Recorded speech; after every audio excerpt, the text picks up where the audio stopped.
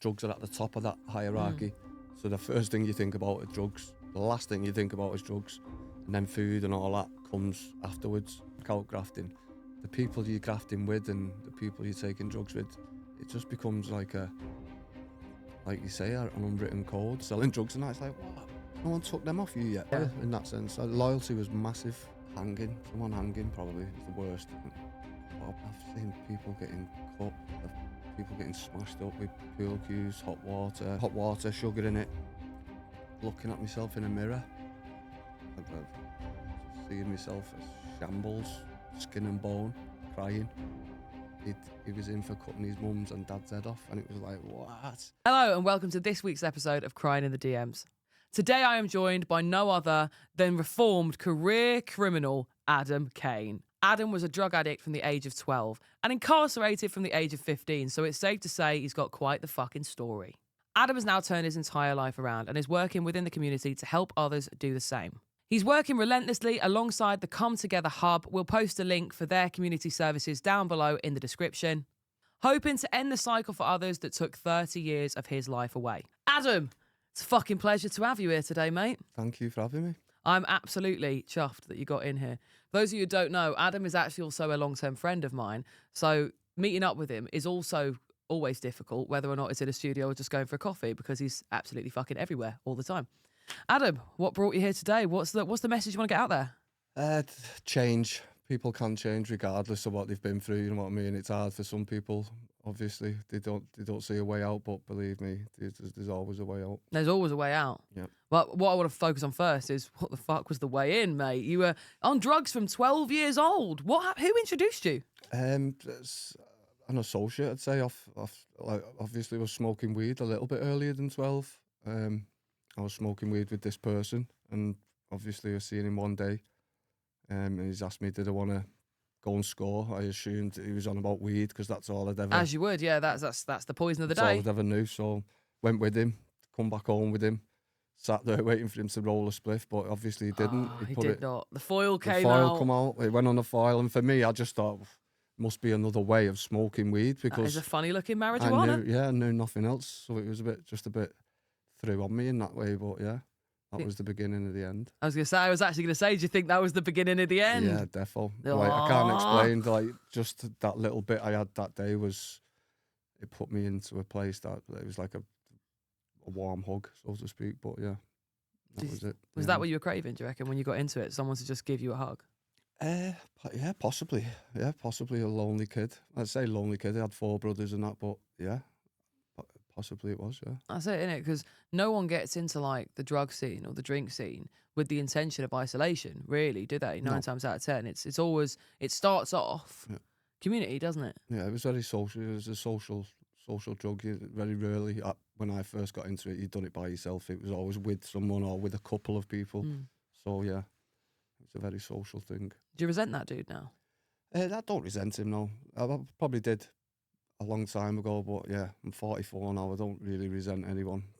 I'll just let karma deal with what karma's going to deal with. It's not my choice. Do you believe like putting a lot of emphasis on karma is important when it comes to like retribution? Yeah, for sure, because obviously carrying around things like that inside is not good for me, and it's not good for anyone else. So you just got to, might be hard to let it go, but yeah, just let it go and let the world deal with what it deals with. What do you think of people that sort of say karma isn't real?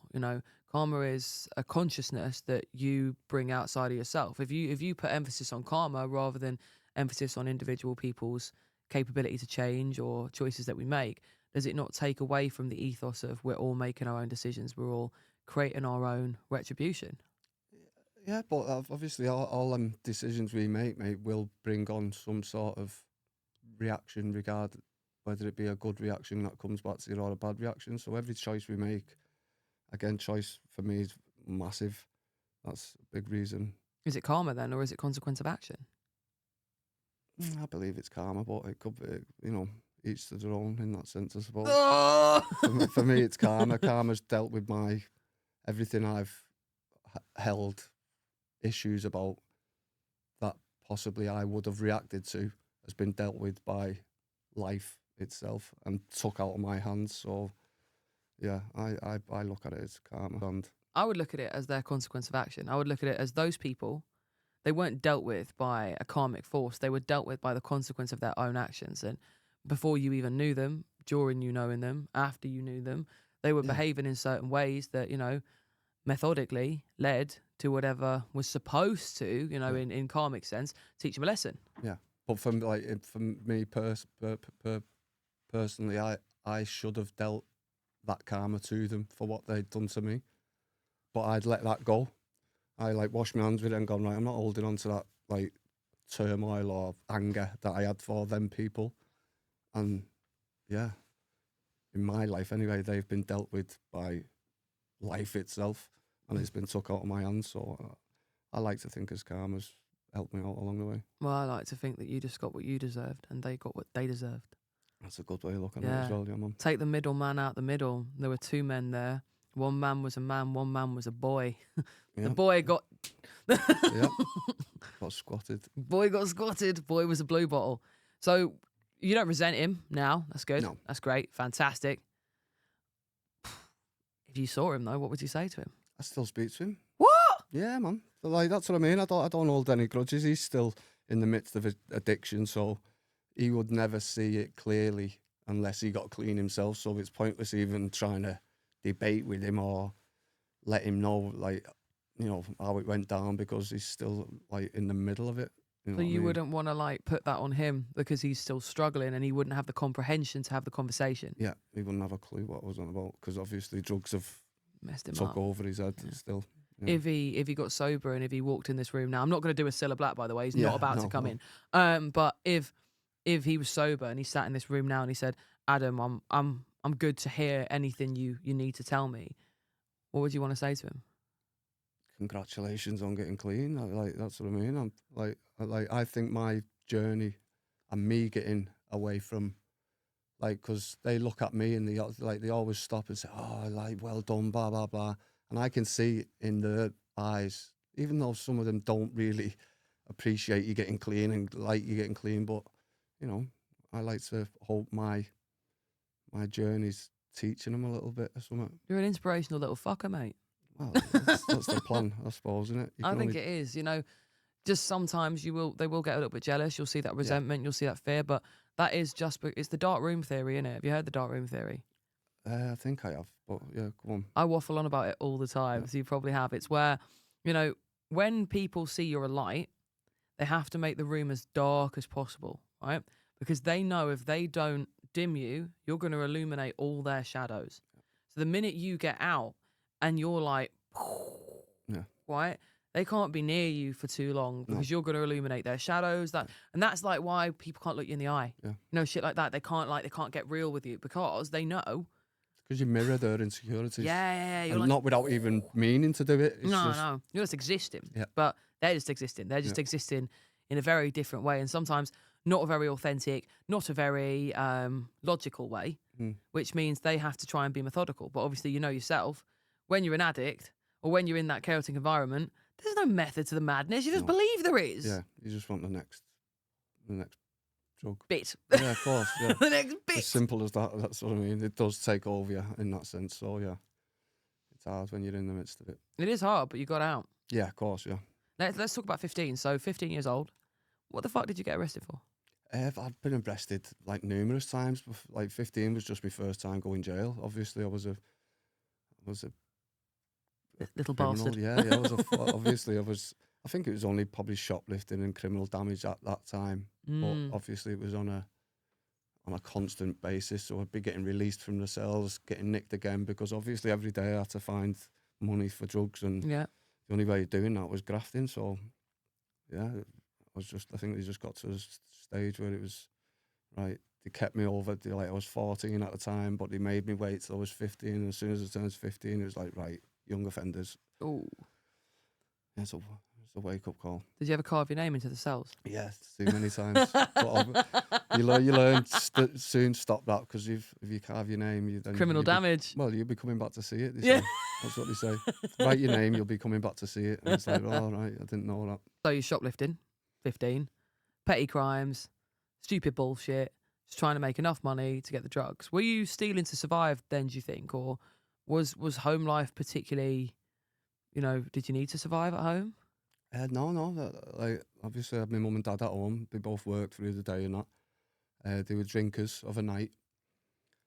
So they'd go work through the day, and then, like, come 6 o'clock, 7 o'clock, they'd meet each other in the pub, and then they'd be in the pub then till, like, midnight, whatever it was. So that would just give us free rein to run around the estate. And the estate we grew up on was a pretty tight-knit estate, so that was back in the day, obviously, when people left the doors open and neighbours looked after neighbours, and that, like, it's not like that no more. But Absolutely not, no.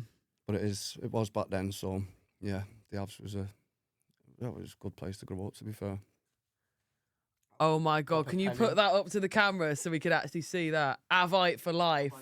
Avite for life. If we can finish this interview in less than an hour, I'm going to book it a random tattoo in Liverpool. I'm going to get Avite for life on my arse. Cool. Nah, but yeah, I got that in jail, one of my first tattoos in jail, pen ink. Who did it? Just some random guy that done tattoos on the wing. That's madness, isn't it? Yeah, fucked up, man. So I mean, home life wasn't that bad then, really? Not really. No, I had 4 brothers. Obviously, we didn't really have everything. I think we had loads of hand-me-downs and that. That's classic. Robbie and Lucy get hand-me-downs now. That's just how you fucking survive, isn't it? Yeah. Well, back then it was anyway. That's what I mean. It was normal back then, but yeah, if I wanted anything, I had to go out and get it myself. I suppose that was a part of going out grafting and that as well, so I could get my own things and better things, so to speak, because my mum had other kids to look after as well. That's it. Do you ever blame your parents and think, no? Nah, mate. You know what I mean? Maybe if they didn't like go out drinking of a night, every night, then maybe they'd have been home more and I wouldn't have been out more. Maybe, but, you know. It comes down to that thing of choice, though, doesn't it? Yeah, of course it does, yeah. They made their choices, you made yours. Yeah. I mean, you arguably were 12.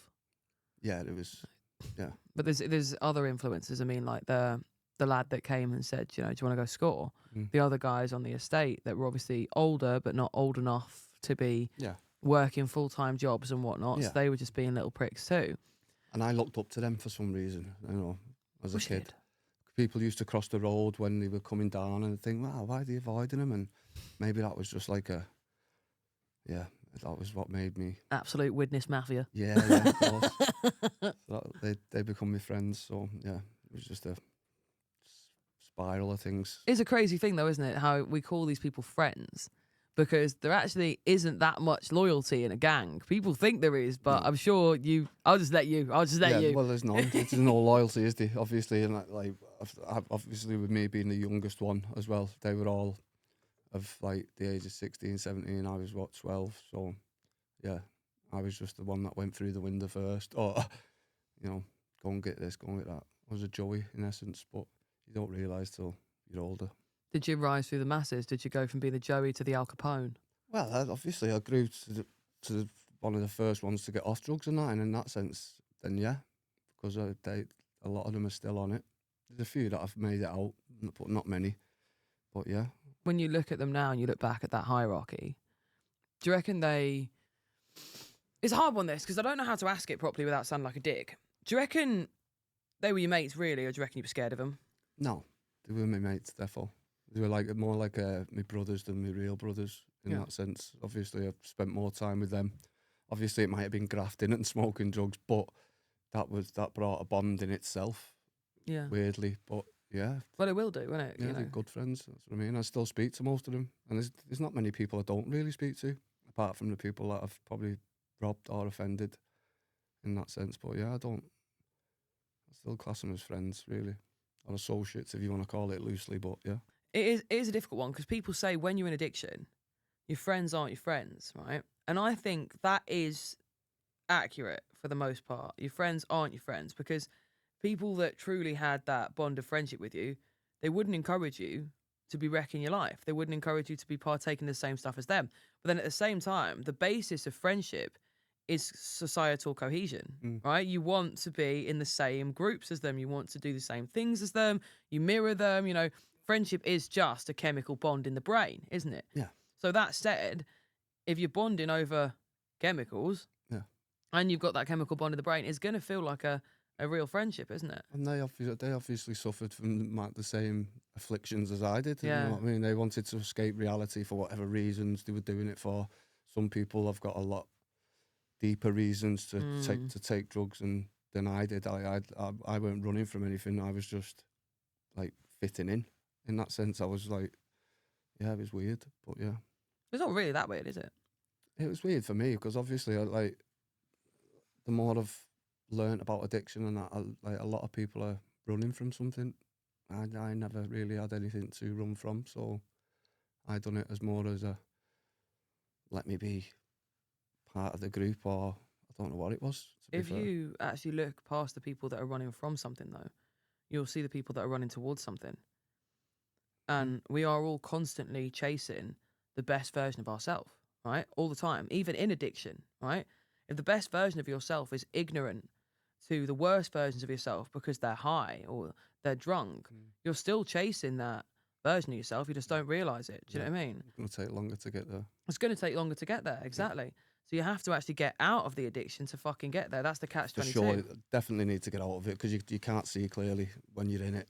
You'd have, especially with like heroin, which was my poison at the time. That's like, you wake up and that's the only thing you think of.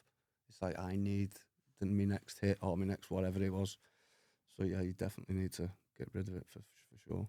So just can you describe for people what it feels like to wake up, have no money, the fear of God, the dire need to go and get your next fix, and no way to get it? Yeah, it's horrible. It's like, looking back, it's nightmarish. Waking up with aches and pains, like rough, not wanting to move because you're rough as toast, but yeah, having to just go out, and that's what I mean. I think that's what led to me crime just becoming like Career-based. worse and that, yeah. Because obviously if it's shoplifting at first and I could just go in a shop, run in and run out and whatever, obviously, which led to like armed robberies because it was just quicker. It was just quicker. You're getting more money and it's like, just fucking hurry up, let's go and score. But it's ironic though, isn't it? Because people, when you say career criminals, they don't really think you mean career criminals, and it is actually a fucking career. Like, you wake up, you go work in McDonald's in the morning, you go work in the bank in the morning. Well, I'm planning on how I can rob McDonald's or rob the bank in the morning because I still have to make my wage, you still have to make your wage, but the way we're making our wage, it's worlds apart. But it's not really, because it's right close together. We're going to both be on the same shift. We'll be on the same shop, yeah. That's what I mean. I feel bad for the people that obviously worked when obviously we'd done the things we'd done, but it wasn't personal, and like, it was never like we chose certain people, let's go in and rob these. It was the shop itself. It was like, right, let's go in and do this. So yeah, it was a career thing. We woke up daily to go out and do it, yeah. What happened when you got caught? Jail. Big jail. No, I mean, when you got caught, was the loyalty still there from these people? Sometimes people would just spill the guts and tell them everything they wanted to know, and that, obviously for me, it was just get nicked, keep your mouth shut, go do your jail. But some people obviously not built for jail. Jail's a very intimidating place for some people, and yeah, they'd rather send you than go themselves. I mean, sounds like the dentist. Yeah, kind of, yeah. Someone's poking and prodded you. Yep. You got to give your name, 87,000 information. That's it, yeah. Yep. Fucking receptionist doesn't give a shit. Jail. You walk in there the first time at 15. What the fuck's it like? Scary. Yeah, very scary. Obviously, but 15, it was like 1996 when I first went. Dormitories, which was just a nightmare. 20 people in a dorm, all in single beds and that. And we were all kids, but some just wild kids. But yeah, it was very nerve-wracking. But obviously the people I used to hang about with before I went jail, they'd already been jail anyway. They were a lot older than me. So it was like, I'd heard all their stories. And a lot of them were like, yeah, they'd done easy jail. It sounds mad saying easy jail, but they made jail work for them in that sense. So I had their stories to kind of like egg me on. Yeah, you know how to go in there, how to and how to act, and of course, Yeah. and I like don't let anyone do this, don't let anyone do that. But at 15, it goes out your head anyway. But but luckily, yeah. How did you prepare for it? How did you prepare to go to jail? I don't think I expected to go to jail. That's what I mean. It was. I don't think I'd have picked my head for court. If I thought I was Bicking going your to head jail. for court. Yeah, because I was a rebel. There in is that sense. absolutely nothing more naughties than bicking your head for court. Yeah, for sentence day. That's it. What you're going to do is going to get a little razor. Yeah. Was it your razor? Was it your mum's razor? Probably one of the lads, I would assume. I don't think my mum would have let me bick me hair. But again, she'd have been probably in the pub anyway. Where were you beforehand then? So where did you go before court to bick your head? But obviously, I wasn't like remanded, so I was out on bail. Yeah. Whose house were you at when you bicked your head? Probably my mates. Without a doubt. They probably suggested it, and I probably thought, yeah, cool. That'll look mad, that. What an idea. Yeah. I'll turn up there looking like a horrible crackhead Justin Timberlake. And that's what I must have been like a blue Rizzler, mate. Literally 6 stone or something. You know what I mean? You turn up in court looking like a tampon. Yeah. Sent straight to jail, but yeah. Oh, that's brilliant. So I'm going to have to ask some horrible questions now, Adam. What is the worst shit you have seen in jail? Probably hanging. Someone hanging probably was the worst. But obviously I've seen a lot of violence as well. So it depends what. Yeah. What's the most violent thing you've seen? I've seen people getting cut, people getting smashed up with pool cues, hot water. Like, yeah, violence is a daily. Yeah. Hot water, sugar in it in people's face. Oh, really? Yeah, you can smell the burn and that. But it's just part and parcel of jail. It's a daily occurrence. I think it desensitisses you a bit. Yeah, for sure. Without a doubt, mate. Obviously, not as much in, well, it is in YPs as well, but when you get to like adult prisons and that's when it gets a lot more ruthless. But yeah, definitely desensitises you, but that's just how you made it when you grow up in jail, I suppose. It's how you're made. It's just that's just how your brain is. I was born in reformed. Widnes, but I was made in HMP. It's weird. I grew up from 15 onwards in there, so it was like I very fastly found the rhythm of how to survive. That's it. Some people go to UNI, some people go to HMP. Yeah. I know which people I'd rather sit with. I'd probably choose them myself, to be fair, Yeah. but yeah, didn't really have much of a choice. I meant you dick. Yeah. Not bad.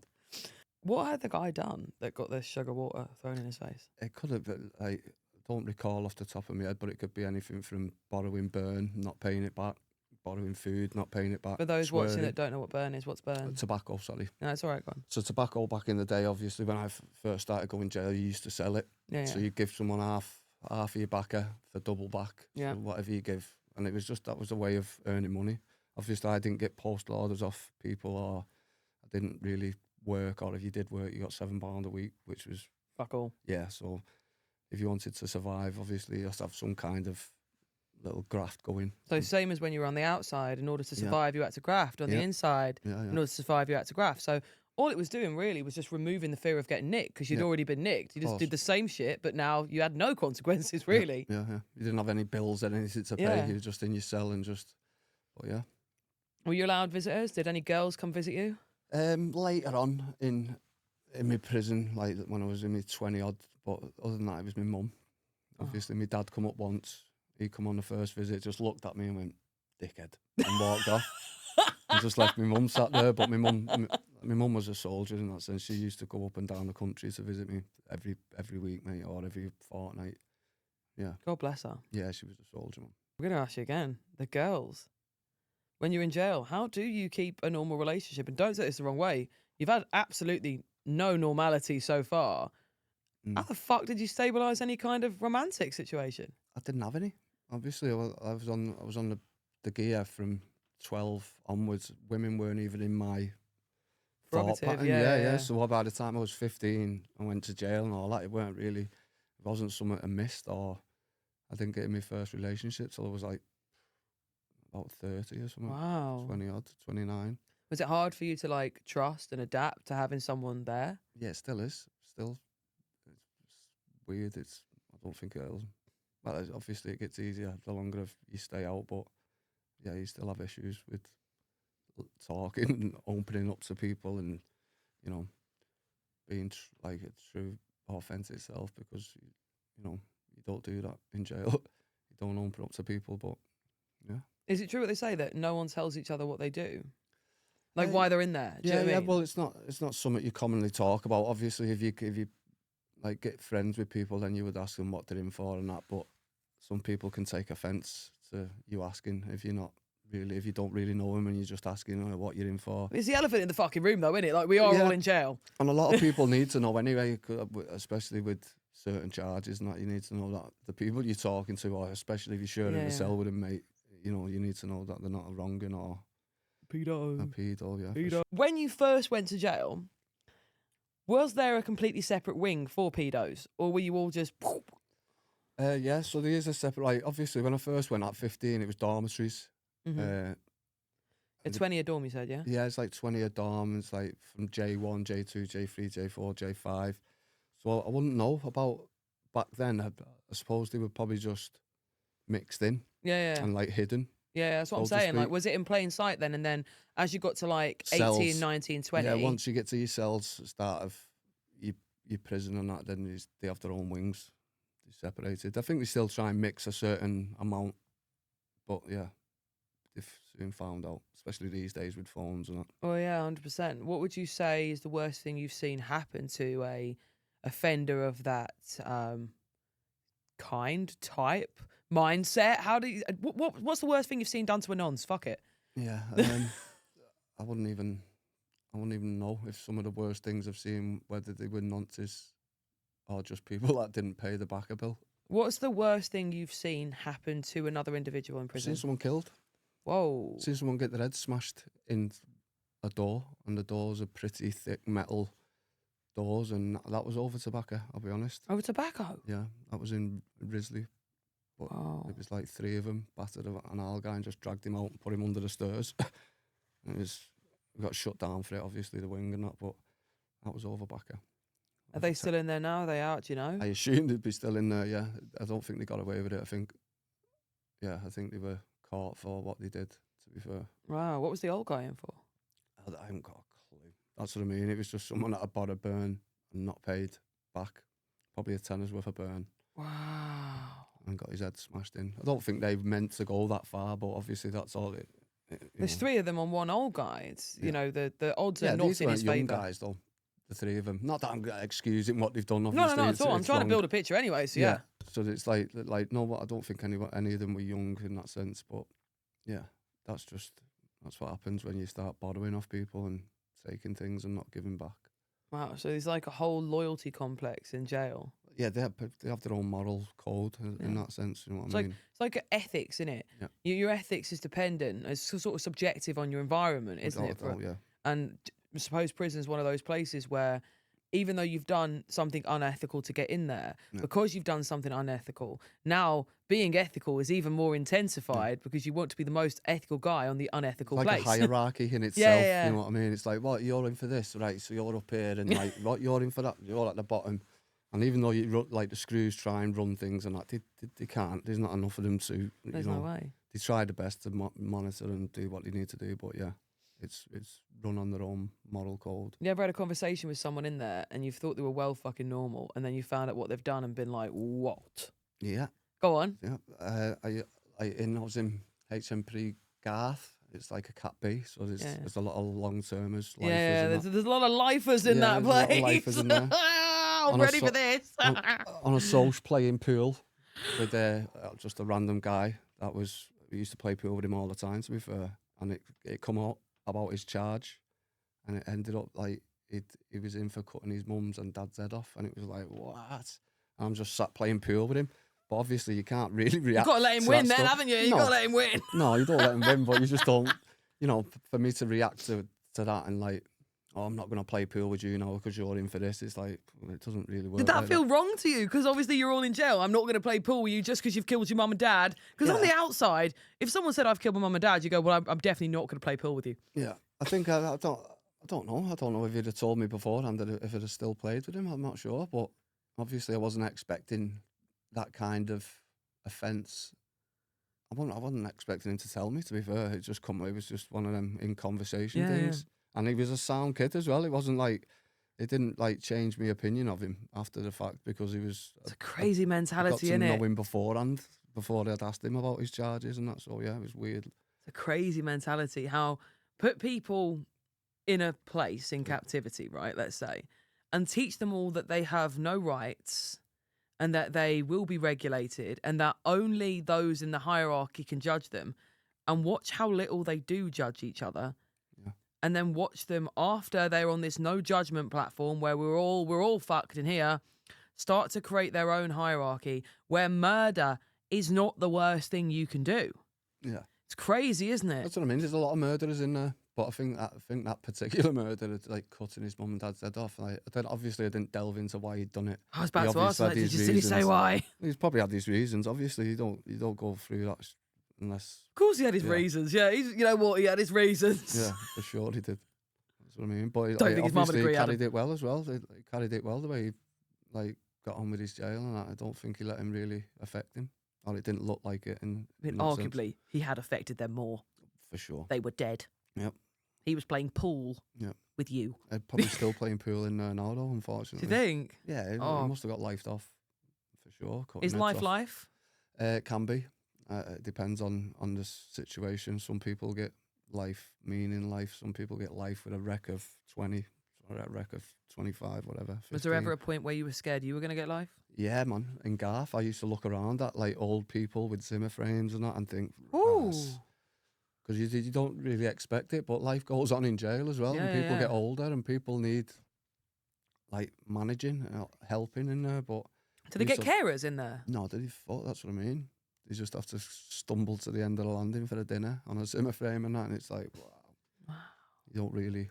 But yeah, when you see that, you think to yourself, I do not want to be to that stage. I mean, that said, do you think that the institutions do enough to reform rather than punish? You know, if a guy of like 80-year-old is Zimmer framing there, is he now a risk to society? I get when he would have been done for the crime.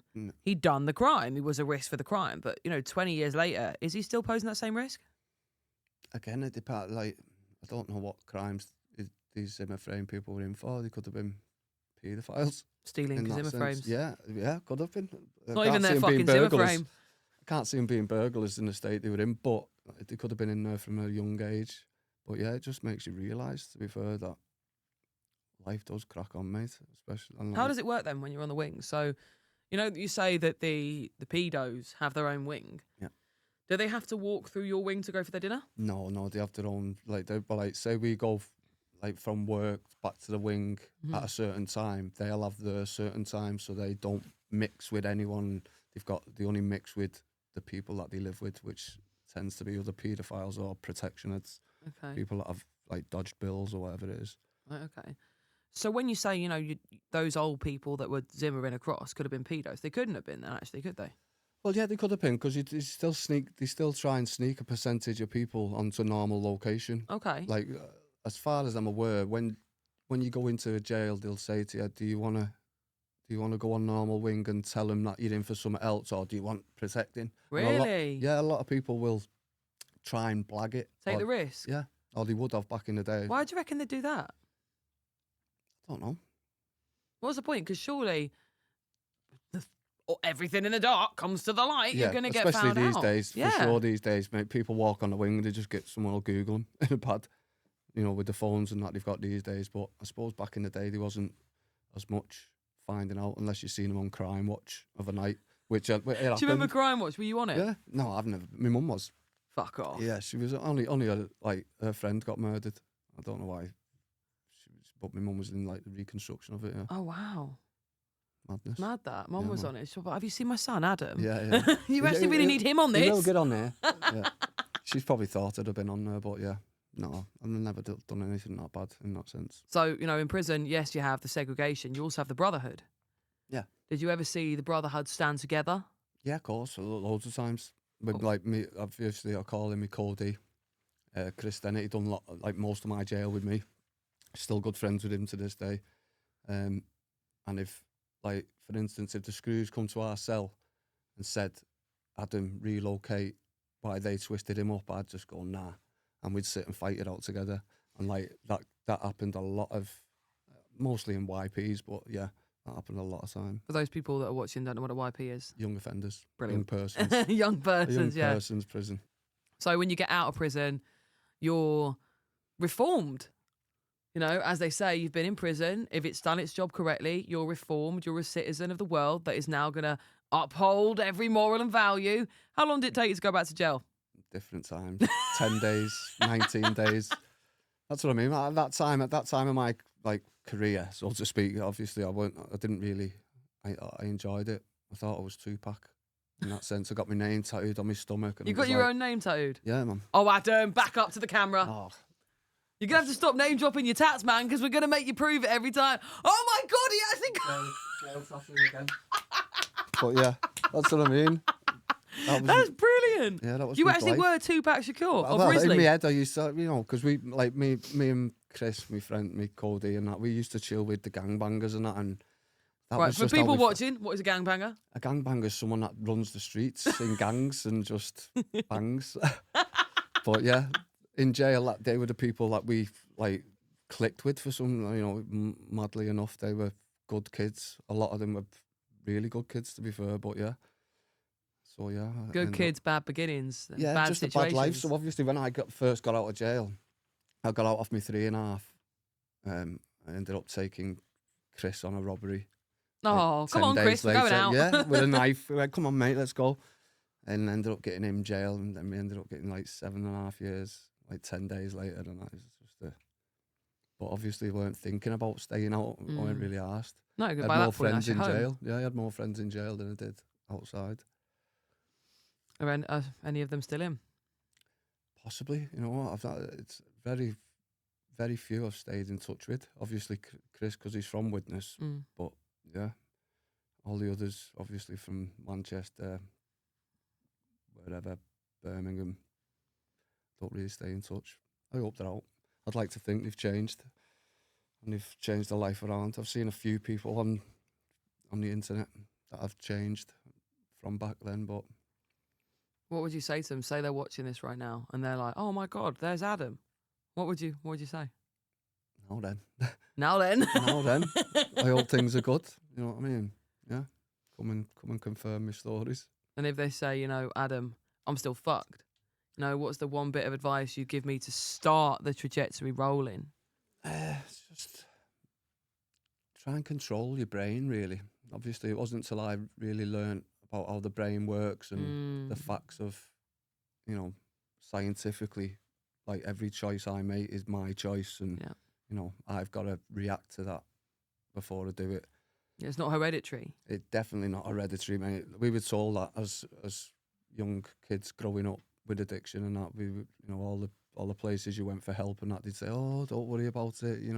It's hereditary. You're born with it. You've just got to cope with it and manage it and that." So we'd think, well, I've got it. Yeah, if I've got it, I may as well just fucking go with it. But yeah, it's not. That's not true. It's not true. It's a choice, mate. And I have a lot of clients that come to me and they think it's hereditary. No, and they say, well, I've got addictive tendencies because of my mum. And I say, in what sense because of your mum? We've got the nature-nurture argument, okay? Then we've got freedom of choice. And then you've got the genetic aspects, okay? So you've got stuff like epigenetics, where you've got the genome and the sperm methylation. And yeah, you're going to be in some ways more predetermined to have more addictive personality traits in certain environments, okay? Course, yeah. But what people forget is the environment has to trigger the chemical response, okay? Otherwise, it's going to lay dormant like a fart, okay? Yeah. Unless you stand up sometimes, that wind don't come out. There has to be an entire reaction in order to cause the co-reaction, okay? And people say, oh, it's hereditary. I act this way because it's hereditary. My dad's angry, so I'm angry. My mum's sad, so I'm sad, okay? Yes, you might have a predetermined chemical reaction, right? But you haven't lit that match until you've lit that match. And then it's also your job to put the fucking fire out, isn't it? Yeah, for sure, man. When was the moment when you decided, look, this has been a choice? I was about 24, 25, probably 2006, 7. I sat a course in prison. Is that a course in prison? Yeah, the prison, obviously, but the more courses you do, especially when you're on parole sentences and that, it's just just to tick boxes and that. Yeah. So I'd sat every drug course possible, and this new one come up called Intuitive Recovery. I ended up getting a job for him. I ended up getting a job for him after the fact, but they taught me how the brain works scientifically, taught me how that sends a message, and then that message That's all it is, literally a message. Yeah, it's chemical It's not reaction. like it doesn't send a message to my arm saying pick that phone up. No. It'll just send a message when you need to score. Yeah. And then it's down to me to control that thought and go, no, don't. Instead of just picking the phone up instinctively. Because that's the first thing I'm normally doing. 100%. Your brain is constantly, it's only got one job, your brain, you know, and that's to keep you alive. Yeah. So everything your brain does is to keep you alive. There's no bottom and top of it. I always say to my clients, like, I love you as a person, but to me, you are just a monkey with an iPhone. You know, you've got these things that you're going to do because your fight or flight response is telling you to do them, and you have to actively train your brain not to. Because if you've done it for so long, then that's the first thing your brain's going to tell you to do, because it's a comfort thing. It's like, the easiest thing this for it is to what do. you normally do. But yeah, it took me, like, that's what I mean. I learned that in like 2006. It took me a few years after that, training my brain to like get rid of, and slowly it dithered away. But yeah. It's crazy though, isn't it? Because people go, well, you know, why do I reach for a drink? Well, because your brain learned that is the easiest way to get the chemical reaction, you know? If you give it an alternate way to do it, it will do it. You just say no to it. Eventually it does quieten off. Yeah, it will, because it's just the chemical reaction. It's going, I really could do with some dopamine. Really could do with some dopamine. Oh, I know, if I put my hand in this, because remember, your brain can't see, right? Your brain actually can't see. It just knows chemical reaction. If I put my hand like this and I unscrew this and I drink this and I do this, I will get dopamine. So that's why sometimes it's not just the having the cigarette or having the drink, it's actually that oral fixation as well, because your brain remembers the whole sensation of everything you do that leads to that dopamine. And that's why sometimes it's not even just going to have the drugs, you know, and having them in front of you. It's the walk to the drugs. Yeah, the prep for it. Preparation's like 60% of the addiction, and especially with heroin and that. 100%. Getting the foil out. Like I was about to say, making the perfect little square, you know, all those little things. And that's part and parcel of unluckily, the drug, but yeah, paraphernalia, mate, is a big part. 100%. Like, I remember sitting in a room full of people that were doing crack.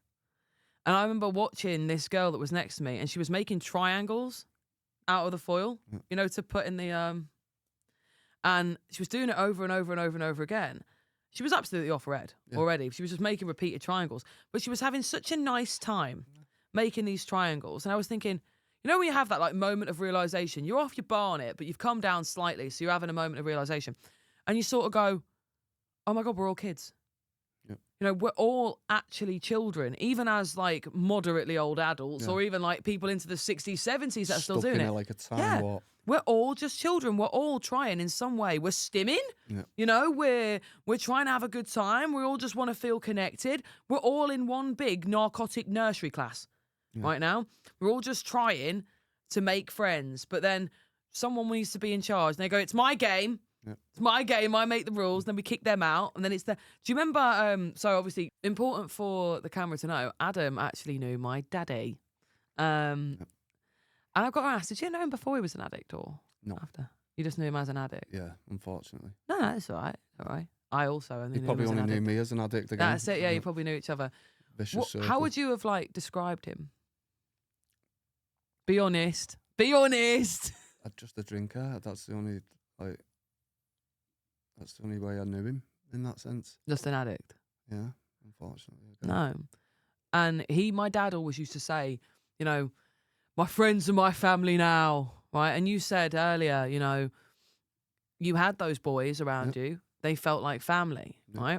But with some of them, the loyalty wasn't really there. You know, it was drifted. It was performative. Until the push to a point to prove themselves about loyalty, then, you know, they put on a good show. A lot of people can put on a good show, but it's just a show. Good mask. That's it. Yeah. And it was only after my dad died that I realised, because I was quite naive. I was like, I think I was 19, something like that, maybe a little bit older, potentially 20. When I screamed at my dad down the phone and said to him, you are literally just an addict. You need to leave me the fuck alone. Like, you are not changing. You are horrible. Like, he only used to call me if he wanted to either sing Barry Manilow down the phone or tell me that someone had smashed something up in the flat, or, you know, do you remember Big Joe? He used to tell me that someone had nicked Big Joe's chickens and shit like that, you know, random stuff. And you think, yeah, you've missed my birthday, you fucking prick.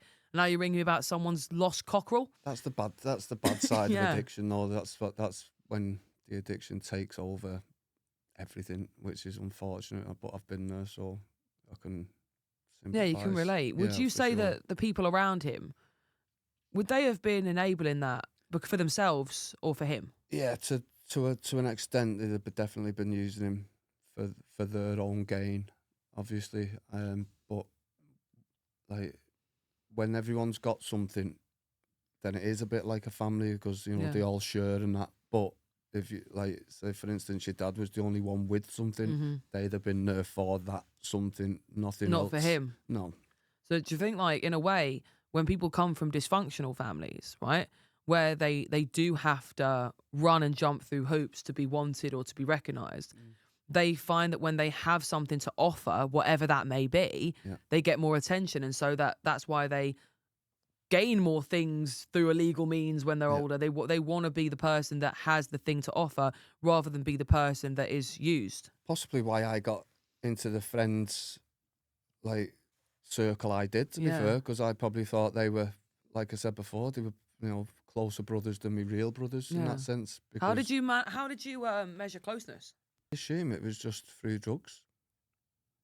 You measure closeness through proximity to illegal substance.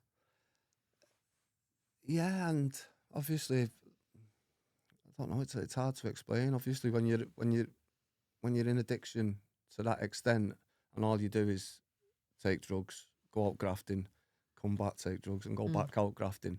The people you're grafting with and the people you're taking drugs with, it just becomes like you say, an unwritten code where it's like, yeah, you're bonded through, I suppose, trauma in a way, in that sense. Yeah. It's a bit weird, but... Do you think that's why my dad thought that all the weirdos around him were like family, because they were just always together? And they'd have probably told him that as well, though. That's what I mean. Because they'd have lied through the teeth to try and get anything like I would have at the time, like in addiction, mate. I'd have said to me, mate, "Oh, well, I had it. I'll give it you. Yeah. If he had a spare fiver in my pocket, it's like, oh, well, yeah, mate. Knowing full well you're getting paid tomorrow. Yeah, there's a fiver. Oh, so a lot of it's premeditated as well? Yeah, for sure, it's premeditated, mate. That's what I mean. When you're in the midst of addiction, it takes over every thought pattern. Everything you do is for your next acquirement in that sense. So everything you do would be related to, a week down the line, I'll remember I've lent them a fiver. Yeah. And it's a horrible, horrible world to live in. I agree. But, that said, if everything's premeditated, it can't be authentic.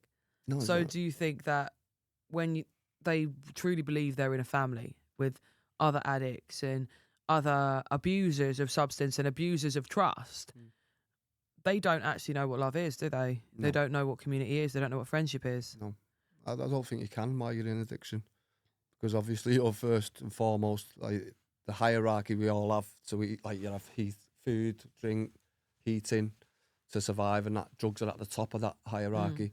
So the first thing you think about is drugs. The last thing you think about is drugs, and then food and all that comes afterwards.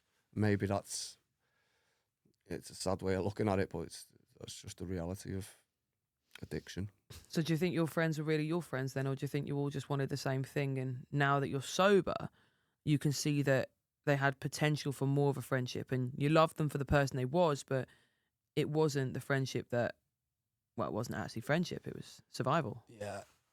Yeah, for sure. I don't think, that's what I mean. Like I said, there's a couple of friends from back when I was using that I've got clean and are doing well, and I still class them as friends, and I probably always will class them as friends because that's the life I went through, so I can't really change that. And for me to sit and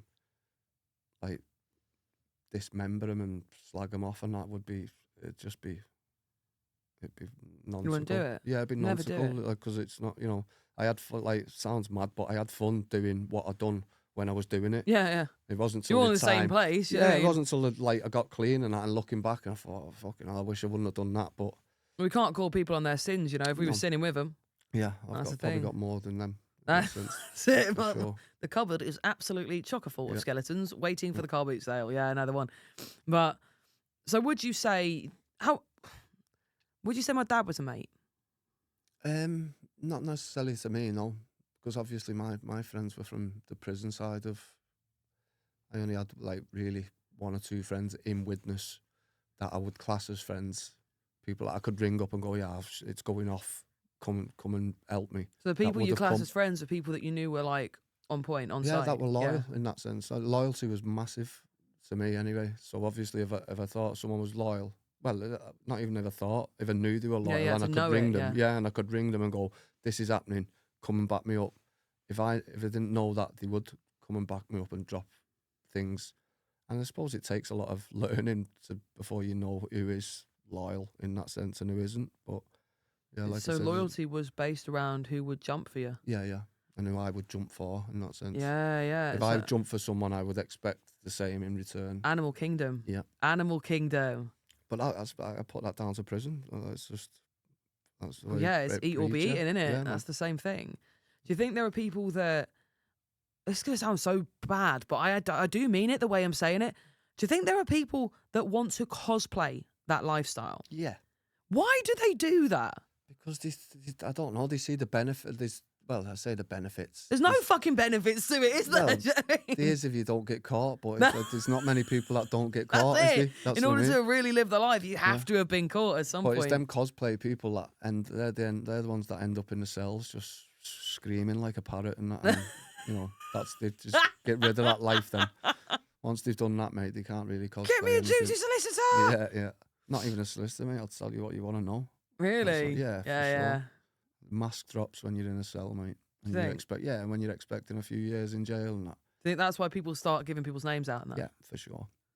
Singing like a parakeet. Yeah.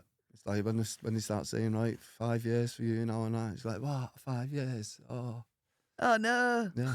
And it's like, where will I get my amphetamine? Yeah. A big part of it will be addiction as well. Yeah. Battling and whatever it is. But yeah, if I could do it, there's no fucking reason they couldn't. That's it. Yeah. So do you think, the people that go around and they cosplay criminals, they're just trying to get some sort of street cred? What is street cred? Other people probably leaving you alone, maybe. Especially like these days, there's loads of them, isn't there? Yeah, that's what I mean. Everywhere you look, mate, there's like plastic. Like when I got out of jail off my 7.5 and that, mate, I couldn't believe the people selling drugs and that. It's like, what? No one took them off you yet. Honestly, it's like, what the fuck? Who's letting you do that? It's like, what? You know what I Your mean? mum needs to ground you right now because you're about to get robbed any second. Literally, Yeah. mate. Like I got out and mate, all these little kids were like doing things and that. It's like, no one took them off you yet. Man, It's and like, they're on the like, literal, what are those electric bikes now? Yeah, They're yeah. rumming up and down the Yeah. electric. Why has nobody taken you electric bike? That's what I mean. It's they'll learn when they go to jail, or maybe hopefully they'll learn before they go to jail and they'll change their ways. But it's a It's a sad mad reality. cycle, isn't it? Yeah, Once you get out the life, then when you look at the people that are now Yeah. in the life, you think, God, if I was still there, Yeah, I'd know absolutely. exactly how to rob you. Yeah. And you put it all on your Snapchat story Yeah. and you put it all on your Instagram. I know where you keep your stuff. You've put a picture of your fucking house from the back, so I know that yours is the one with the flat roof. You've always got your Snapchat location on. So I know your nan's gaff too. So if your mum's house isn't getting it, your nan's house. And if they're It's from mad, like isn't a it? small town like Widnes, mate, You can everyone find knows out. anyone. That's what I mean. Yeah, you can you find don't it know. so quickly, and you think, It's like, who does it? how have Does he? you not been robbed? Yeah, for sure. It's mad, and then they're driving around in the Beamers or Yeah, whatever. without license and How not is getting that pulled. happening? It doesn't make sense. Whereas back in our day, if you drove a pedal bike with your pockets full, Yeah. the police You'd could be getting sniff it. ragged, Yeah. yeah. How could they not see it in a blacked out Beamer? Yeah. He's 18 years old in a blacked out Beamer. Yeah. What do you think he's got that from? His paper round? It doesn't make sense, but yeah. 1 + 1 equals probably a cat dealer. Yeah, for sure. It is crazy, isn't it? When you look now and you think, wow, they're so much better at it. No, I wouldn't even say they're better at it. Probably just probably paid off more. in Paying that off sense. who? Paying off the police, probably. Do you think that happens? Yeah, for sure, mate. Obviously, there's no way they could get away with doing what they do. Well, I don't know. Maybe the police are just dumb. But I could sit there and watch and think to myself, how are you getting away with what you're getting away with? Especially in a small town, that's like Yeah, everyone knows each everyone other's knows. arsehole. Yeah, of course, yeah. That's what I mean. If I was in jail and I knew you were doing it, I'm sure the police know you're doing it down the road, mate. So I always think that because I moved sure. back 2 years ago, right? So yeah, so I moved away. I moved back 2 years ago, right? And within a week of moving back, it was blindingly obvious to me who were the drug dealers, who were the brasses as well. That became really, really clear, and who were actually selling for the drug dealers. Literally a week. And then you think, how are they not getting caught?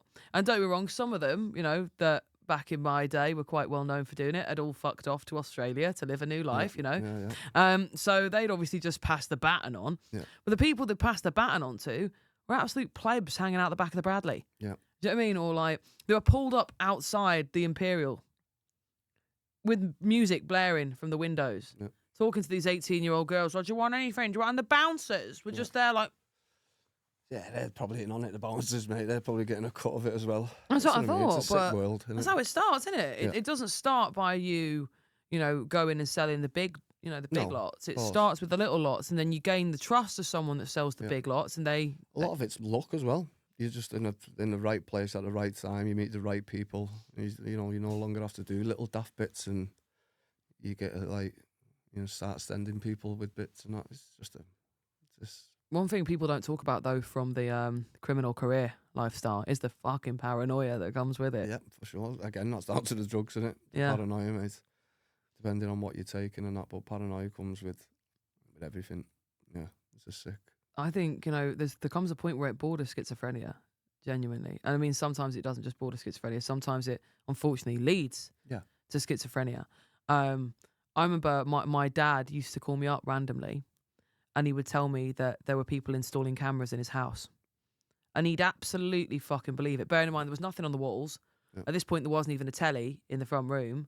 You know, fuck all in the cupboards. Where are they hiding these bloody cameras? Do you know what I mean? And he'd be taking the curtain pole off the wall and, like, ripping up the sofa. I'm surprised he didn't split the dog in half. Do you know what I mean? Trying to look for these things. Like, once he actually put the sofa on the front and went and got another sofa out of a skip because he thought the sofa was bugged. And, you know, when you think, like, why would anyone bug your sofa? And it begged the question, who the fuck are you? Yeah.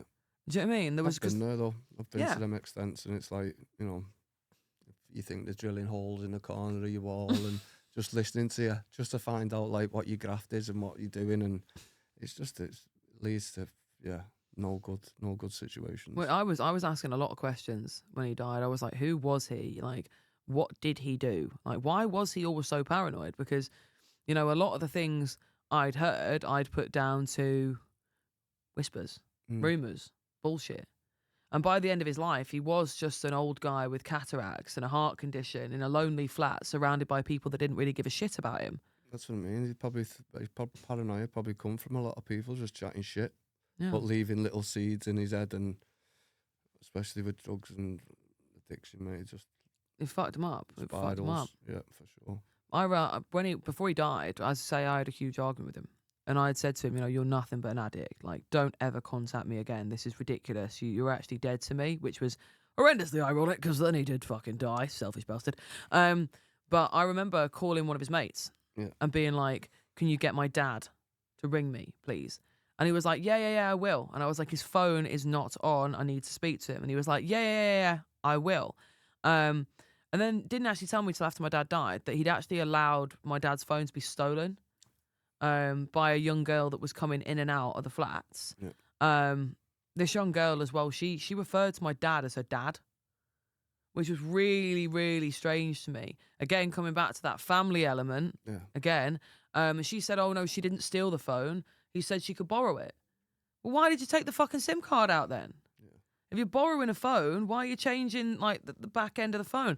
But she used to post everywhere that he was like a dad to her, you know, Daddy Kev, she called him, swear to you. If that doesn't give you, like, Freudian shivers. Well, no, that'd have been her way of getting everything she needed out of him in that sense. Yeah, for sure. I thought that for years, you know. Without a doubt it will be. She's like, she'll have learned that was her way of, you know, manipulating him. Yeah, manipulating the fact that he couldn't see his own daughters and... Yeah.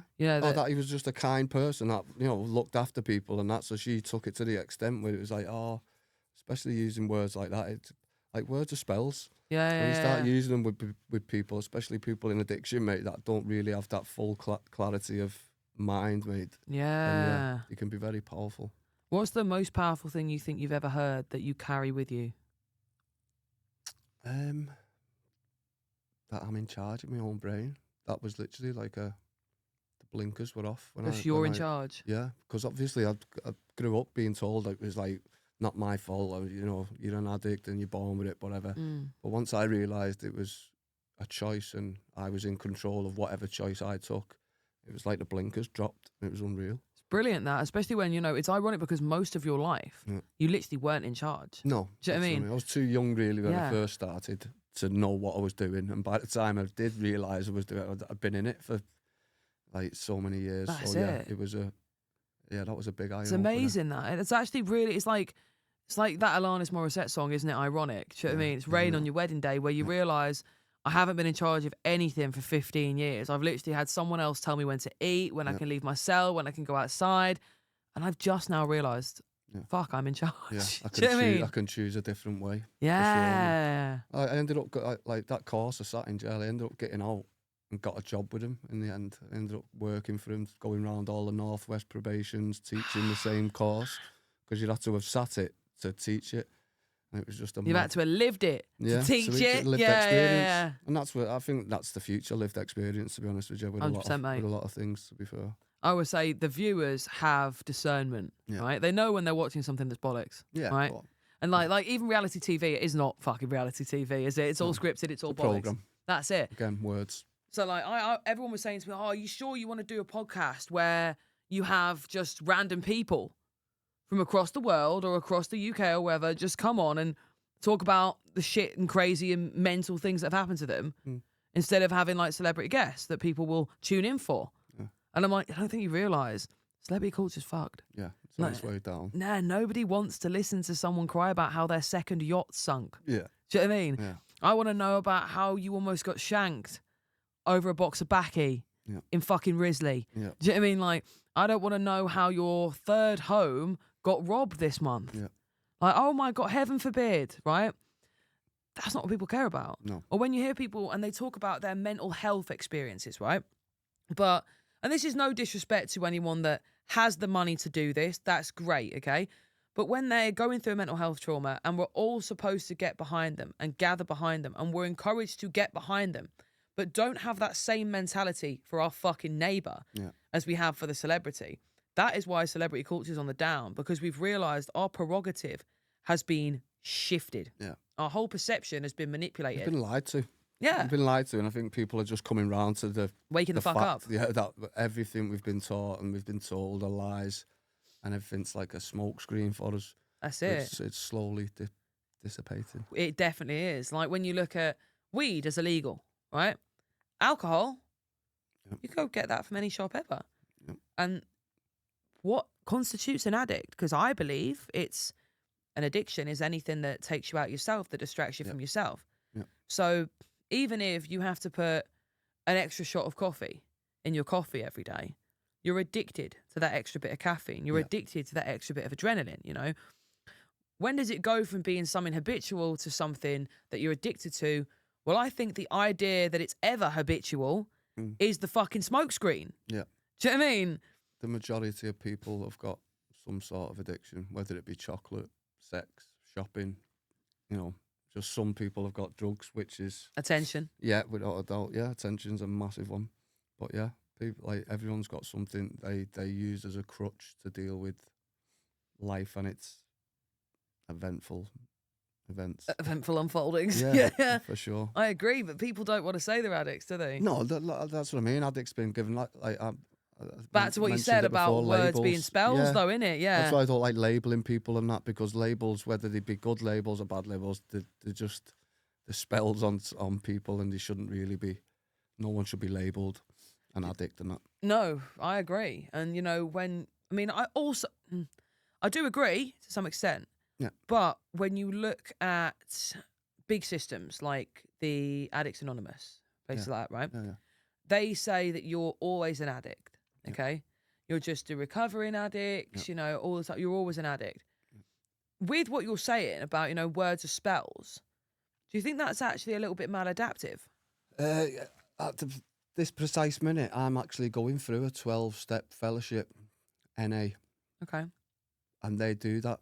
Like every time you speak, you've got to say, I'm Adam, I'm an addict. Okay, yeah. So I don't really speak in them, which is unfortunate because I don't like to class myself as an addict. Again, words are spells in my eyes, but yeah, I think they could do things differently, but you know, what works for one doesn't work for everyone, and each to their own in that sense. I agree. Would you not say though that it might be your fear of exposure, of recognition to the fact that you are still an addict of something that is stopping you doing that. Not that you're an addict to drugs, not that you're an addict to drink, but as you say, we're all addicted to something. And if that underlying shame is whatever you're still addicted to, could that not be what's stopping you from saying, my name's Adam and I'm an addict?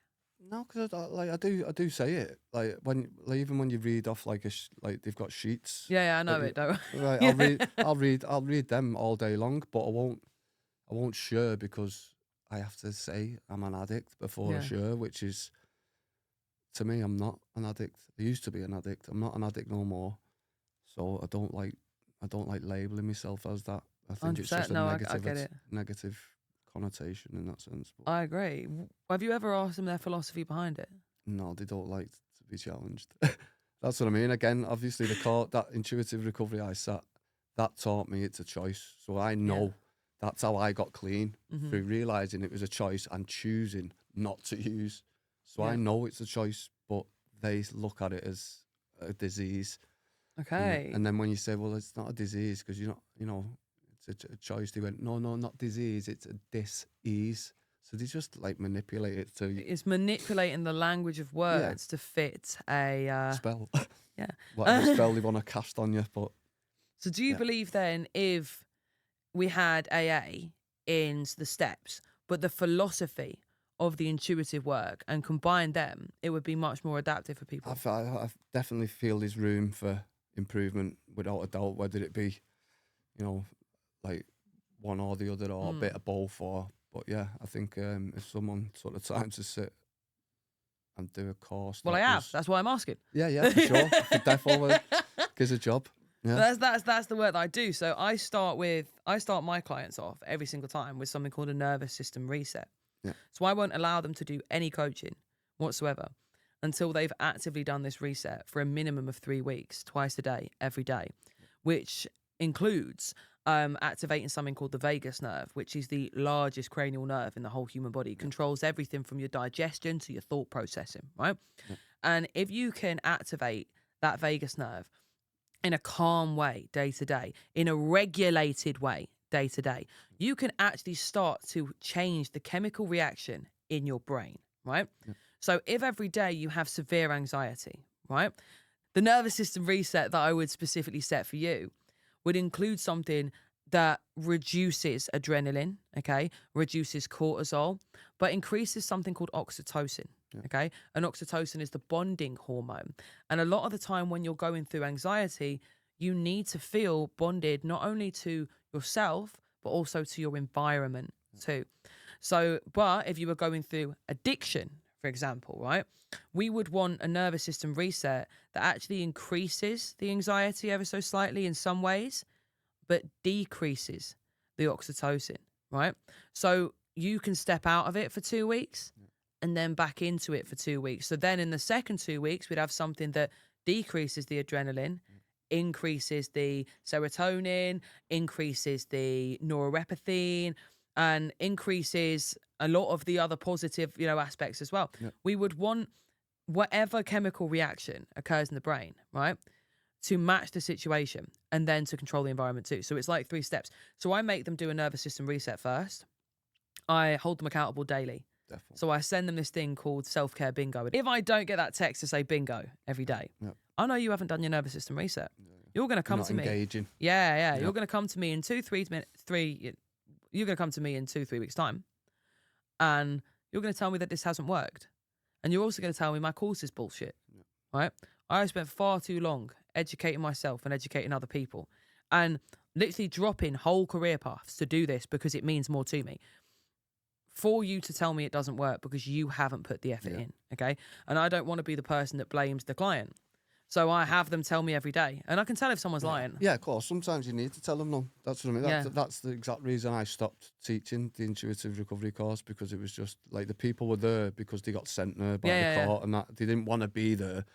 So it's hard to try and teach someone that doesn't want to suck eggs in that sense. That's it, yeah. You've got to admit first, my name's Sara and I'm a cunt. Do you know what I mean? This is how it's going to be. This is how it's going to be. But if you want it, put the work in, you'll get it. There's a whole world out there that you can have, but you can't steal it. No, and you can't like half eat it either. No, you've got to fully. Can't smoke it. No. You can't smoke this world. Yeah, put it or it's going to down. smoke you. Put it down. Final question before we go into the crying in the DMs.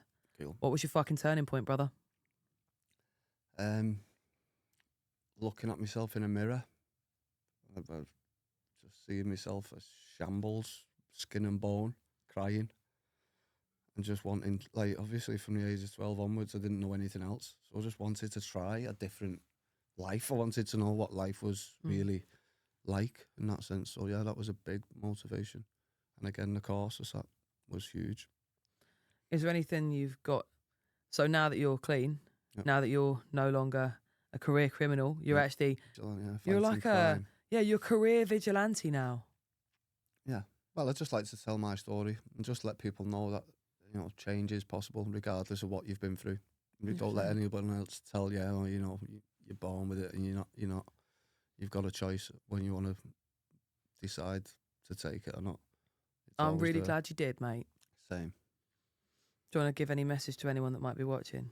Just that change is possible. You know, don't let other people talk you down. You know in your own head what you're made of, and when you're ready to do it, you know, the options are there for you, regardless.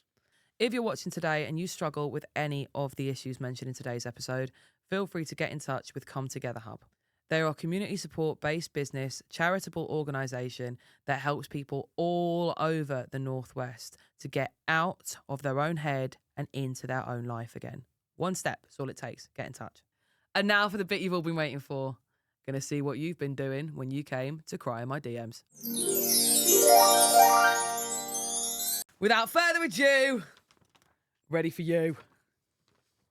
Hi, Sara. Oh, dear.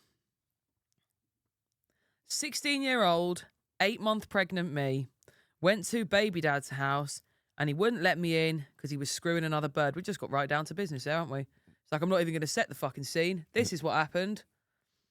Saw his classic Vespa parked outside his house, in brackets, on top of the hill. I assume this is going to be relevant, that it's on top of a hill. Had a genius idea. Oh, dear. Walked to the shop. Oh, no, she's about to criminalise herself. And before I read this next bit, all stories are for entertainment purposes only. I don't know who sent them. They are all anonymous. I walked to the shop and bought a bag of sugar. Sneaking back, I pulled the sugar into the tank and started shouting like a lunatic until he came to the window, then stared him dead in the eye whilst I pushed his Pride and Joy Vespa straight down the hill. I casually walked away whilst he ran outside half-dressed to rescue his darling scooter. Then I heard on the grapevine, his poor darling scooter cut out, never to start again. I think it may have had a sugar crash, allegedly. And that will teach him for having a nose full of sugar every time he slept with me and trying to give her the better version of him. Oh, what do we think of that? Deserves it by that story. If we're going off yeah, for sure, man. Okay, why would you treat her like that and expect nothing else? Can we edit heart eyes on Adam at this point? It's right, isn't it? Oh, he's a ladies' man. No, the person's, man. If it had been the other way around and a guy was doing it to a bird and a bird doing it to a guy, it's all the same. Think she was right to trash his Pride and Joy? Probably not. She'd have been, you know, in reality, she'd have been better off if she'd have just held her head up high and just gone, like, see you later. He's a twat that drives a scooter. Yeah, fuck him. Yeah, but it doesn't work like that with love and it doesn't. Lust, I mean, the M part is what's got me, because he was always on a sugar crash. Yeah. You know, she's done this because she believes this other woman, now that he's sober, is going to get the better version of him. So she's wrecked his Vespa. Yeah. That is the only bit to me that I'm thinking, come on, girl. Because, yeah, sure, you get angry when you find out that someone's cheated on you. Oh, my God, I put every tyre of my ex's car down when I found out that he cheated on me. And then I did have to buy them all back because his mum was well scary and they were minted. Like, they were about to barrister me over a fucking Ford. What was it, Ford Focus? Relationships, that's what they do. I got like £2,000 worth of clothes burnt in a bin. You know, it happens, man. That's what you get for fucking about. That is what you get for fucking about, unfortunately. Fuck about and find out. But we shouldn't. We shouldn't fuck about. No. Then we wouldn't have to find out. Of course, yeah. It's bad, isn't it? Yeah. Very bad. Life lessons. That's it. The next one is a male crying in my DMs. Oh. I'll pass this to you, Monsieur Caine. I'm on the autism spectrum. And in 2016, when I was 19, I was on Tinder Okay. whilst having a drink at my mate's house. I then matched with a woman who was 29 Oh. and worked for Warrington Council. Oi, oi. Oi, oi. Yeah, I was very new to one night stands. We organised me foying to hers for some recreational activities. Recreational activities? Could be crack, could be getting your sack sucked. We don't know. Yeah. My two friends and the girlfriend of one of my friends could drive. So after 4 cans of Guinness, I got dropped off. We then went inside to her bedroom and proceeded to have the most awkward adult dance ever. Strange. Then I thought I'd be stopping on the couch till the morning, but no, she wanted me out and my phone was dead, so I called a taxi firm local to, but they could not pick me up in the area where I was, so I called a local taxi firm in her area. The taxi arrived. I had no money, my phone was dead, and all I had was my passport. So the driver took pity on me and took me back home, costing £20+. I left my passport with the taxi driver and then went in to wake my mum. Ouch. Ouchie, ouchie. And stepdad up to ask Just went to fucking Shagged MP, then back home to mum to ask her for 20 quid. For 20 quid. That's probably why he was on Tinder. Mum and dad asked me what it was for. I said, I'll tell you in the morning. That's a good shout. So I got the money, paid the taxi driver and went home inside my bed. Never again. Yeah, I would agree with that. Never again. I'd delete Tinder for sure. Have you ever used Tinder? Probably. I don't know. When I was in a mad stage when I first got out of jail, I was on all kinds of apps and that, but I never met anyone off there. Or I've probably still got. Yeah, let us know if I've still got things up there, you know. But yeah, I don't think I've ever met anyone off them. Tinder's a mad thing because it's actually so Black Mirror. Yeah. You are literally just swiping based on what someone looks like to see whether you think you would be compatible to them. Yeah. So you're literally using only the way you perceive yourself to make a perception of them. Very vain, isn't it? It's incredibly vain. I loved it. I did used to what was the one I was on where you could flick it with a X and a tick? That's Tinder. Yeah. You have been on Tinder then? Yeah. I don't think it was called Swipe Tinder. right, swipe left. Yeah, you just it's have Tinder. To kiss. Yeah. Kiss? Kiss, well, a tick off X or whatever. Yeah. Never met anyone though. I met a guy off Tinder and he looked massive in his pictures and all of his pictures were like him on holiday. So they were like him popping out the pool like this, you know, like big arms, tattoos. Very vain. And like him like sat in a booth and he looked like he was going to be the Jolly Green Giant. And it was very misleading. And I think they are, all of them. I literally met him and he was like a meatball. Like, what is going on? Where is the rest of your legs? Come to think of it, I've never deleted any profiles, so I've probably got some mad pictures up there myself. You are still banging around on Tinder. Yeah, with me 6-pack, 2-pack stomach out. Someone's been messaging you for 11 years. Yeah, keep it. They're going to see you on here and be like, there he is. There he is. Why didn't he answer me back? Why haven't you answered me? You've had time to go to a podcast and not me. Yeah. You're going to get more of your clothes burnt.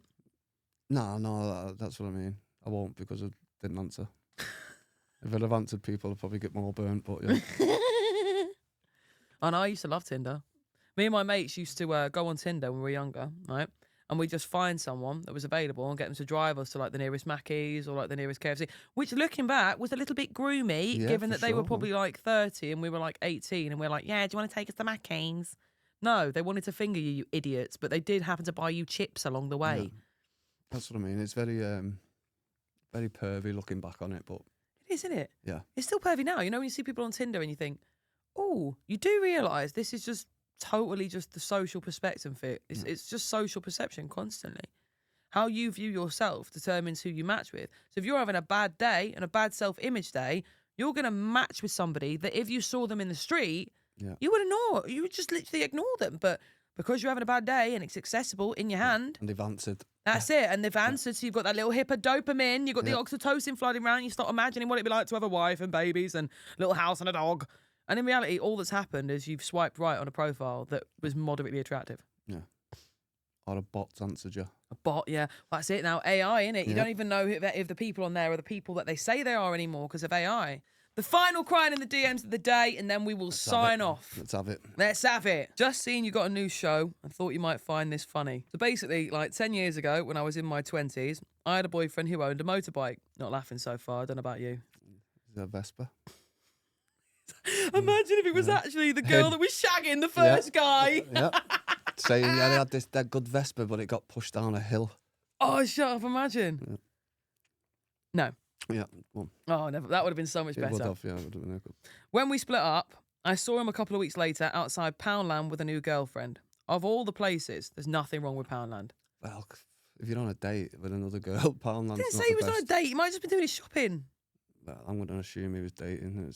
I'm going to create a whole hypothetical scenario sure, for this scumbag, this motorbike owning taking her on a cheapskate. date to Poundland. How dare he? We love lying.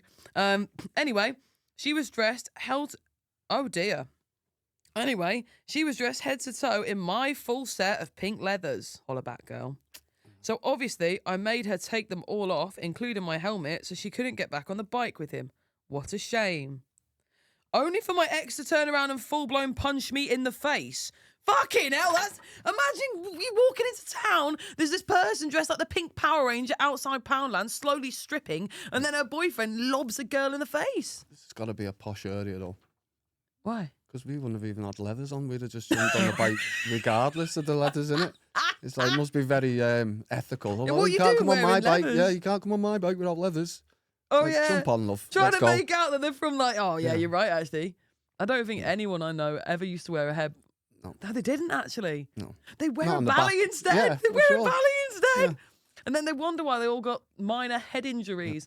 Oh, do you remember when, I can't say his name, but he was on a motorbike and he was stood up and he was going underneath the Iron Bridge. And do you remember that? Whacked his head. Yeah. Okay, only for my ex to turn around and full-blown punch me in the face. In brackets, we both did kickboxing at the time for years, but he was a title fighter and a lot taller and stronger than me. And he hit me hard. I mean, like I was seeing stars. Then, because it had been such a shit day, I thought, fuck this, I'm going home and never leaving the house again. Have we missed out the part where she has to call the police on him for punching her outside Poundland? Especially a kickboxer as well. Because his hands count as a deadly lethal. weapon. Yeah. My kids do kickboxing. They've got a thing saying they can't do it, and they're only 7 and 9. That's what I mean. We should get this motherfucker done. Okay, I thought, fuck this, I'm going home, I'm never leaving my house again. When I got home, I slammed my curtains shut in my front room, only for the whole wooden batten to fall down and the curtain pole to smash me in the face. Second time in one day. Yeah. Then I thought, right, this is obviously not my day. I'm going to bed. Now, I was having my bathroom redone by the council at the time, and I'd gone out for the day and left them to it. Well, when I went upstairs, it was pretty dark, only the bathroom light on. So I walk into my bedroom in the dark, only to trip over a fucking bathroom stick. Went flying across the bedroom, chinned myself over on a random toilet. It's not really a random toilet, is it? It's your toilet in your bathroom, but it's fine. Because apparently the builders thought it would be a great place to leave a sink and toilet. So yeah, that's just one of the crazy things that's happened to me in my life. But literally every day is like this. I have ADHD, by the way. No excuse. You can't just use Right, you have to look, stop, listen, and learn. Yep. Anyone remember that advert with the the fucking little hedgehogs? Yeah. Stop, look, listen. Yeah. Before we walk into a room, we have to stop, look, listen. That will stop any sort of unintentional face palms to toilets. Yeah. It'll stop a lot of things, won't it? It will stop a lot of things. Yeah. There's a lot worse that could have happened, though. And at least you're not the girl wearing head-to-toe pink leathers, dating a wife She got them beater. back, didn't she? Well, that's true. She is the At girl least she's wearing still got head- to put a set of leathers there. At least you got your leathers back. Yeah, man. You know what, Adam? It's been a pleasure, mate. It's always a pleasure, but it's been a particular pleasure to have you on the podcast. I feel like it's a real 180 moment for me. You know, back in the day, I was a little twat, you were a little twat, and now here we are, two moderately bigger twats sat on sofas on a podcast. Thank you for having me. You're very welcome. Thank you for tolerating me all these years. Nice.